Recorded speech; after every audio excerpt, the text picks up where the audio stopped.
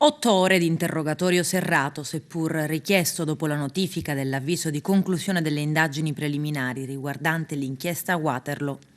Assistito dai suoi legali di fiducia Lillo Fiorello e Omar Giampaolo Mohamed Ahmed, l'imprenditore Marco Campione è stato interrogato dai pubblici ministeri della Procura di Agrigento, l'aggiunto Salvatore Vella, i sostituti Sara Varazzi e Paola Vetro, coadiuvati da un nucleo appositamente costituito composto da appartenenti alla DIA, Guardia di Finanza e Carabinieri, cioè le forze di polizia che hanno eseguito le indagini.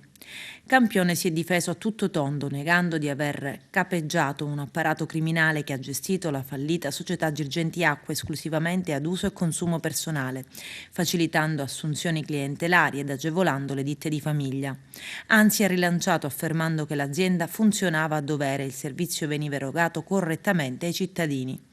50 le persone che hanno ricevuto l'avviso di conclusione delle indagini preliminari e tra questi l'ex prefetto di Agrigento Nicola Diomede, professionisti, uomini politici, pubblici funzionari e uomini delle forze dell'ordine, oltre che giornalisti.